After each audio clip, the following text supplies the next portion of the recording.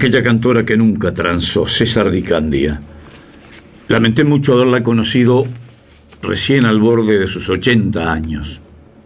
Vivía sola, en un apartamentito interior de un solo dormitorio, prestado por un familiar.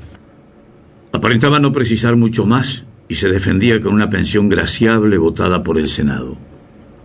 Por mi culpa, aquella fue una mala entrevista, y solo supe rescatar de ella un aire donde convivían las nostalgias y sus baches de silencio. Siempre me arrepentí de ese fracaso, porque me hubiera gustado llegar a ella y entender la tristeza que la rodeaba. Ya no podría repetir la experiencia. A los pocos meses, la muerte tuvo con ella un gesto que no es común en su oscuro oficio.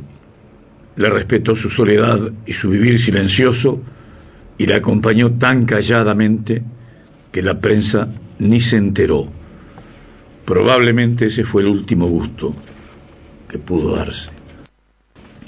Durante 40 años, Amalia de la Vega fue la gran voz femenina de la canción nativa nacional. Sin embargo, jamás transó con divismo ni desplantes.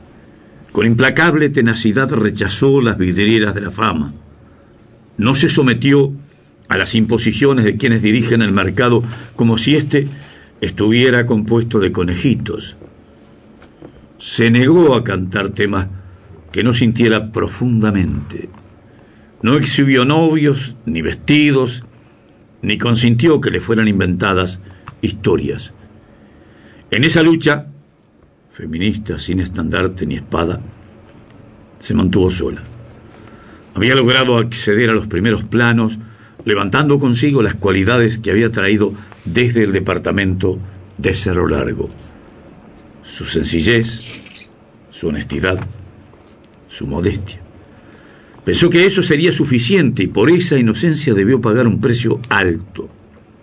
En el mundo artístico, sus virtudes eran antiguallas de segunda mano, hojas secas que crujían al ser pisoteadas. En la década de los 60 el espectáculo cerraba filas detrás de otras ideas.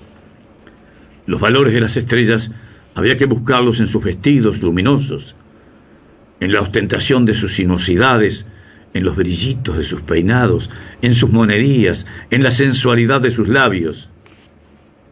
Cuando se produjo el estallido televisivo en nuestro país, Amalia ya no era joven.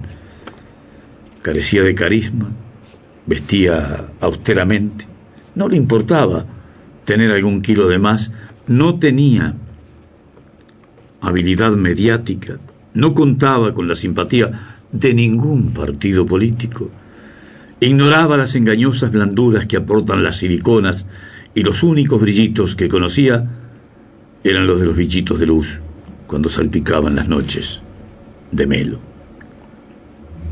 Lo que en cambio tenía era una voz difícil de repetir, y eso no era lo que los productores buscaban. A tientas y siempre a contramano, navegó Amalia en esas aguas. No entiendo. Ese mundo que quiere que una deba engalanarse para estar presentable, se quejó en aquella entrevista que tuvo lugar en 1998. Para triunfar en televisión, lo que se exige es ser deslumbrante, y a mí eso no me interesa en absoluto. ¿Cómo una va a salir a cantar un estilo criollo vestida como para ir a un casamiento? Claramente, su manera de ser no coincidía con los espectáculos que montaba la televisión, y las únicas 3 veces que apareció en las pantallas las recordaría el resto de su vida como un verdadero tormento. Como no tenía memoria y cantaba leyendo papelitos, como era tan tímida que los estudios de las radios exigía que todos se fueran, excepto su pianista, como se había negado a actuar en Europa para no alejarse mucho de su país, como tenía rachas depresivas que la alejaban del público por largo tiempo, los productores que trataban de vender sus condiciones consideraban que estaba un poco trastornada. ¿Qué otra cosa podía ser quien cuando ensayaba se iba al campo para estar bien aislada a impedir que algún importuno pudiera escucharla. ¿Cómo no iba a estar medio loca una persona que cuando era adolescente y cantaba en reuniones familiares lo hacía desde atrás de una puerta?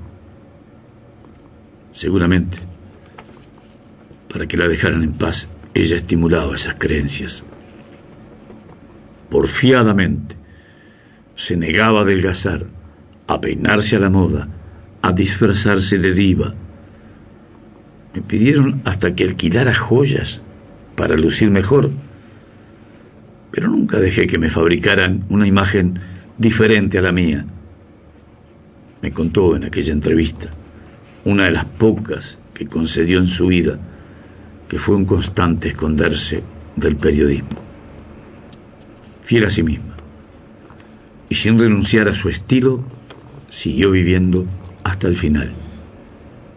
Un día, pasados ya los 60 años, renunció a seguir cantando y no lo hizo nunca más, ni siquiera para aliviar sus horas solitarias.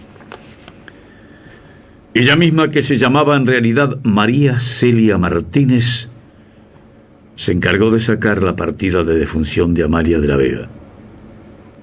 Cuando logré ubicarla, me encontré con una señora mayor que vestía de negro, una suerte de abuela sin nietos, dulce y apocada, a quien todas las cosas de la vida, incluso su soltería, le ha venido cayendo encima sin que se diera cuenta.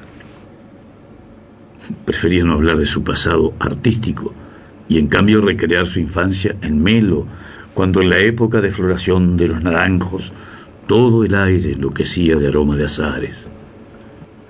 Bastaba hablar con ella un par de minutos para quedar enamorado de la extraordinaria pureza de su espíritu.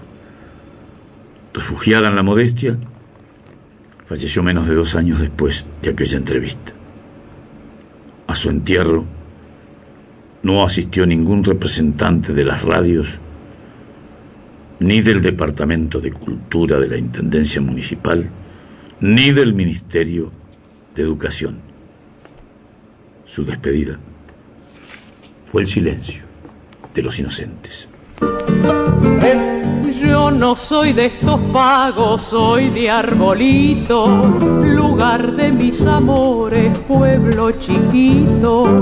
Es un pueblo chiquito, como les digo, y aunque me encuentre lejos, nunca lo olvido.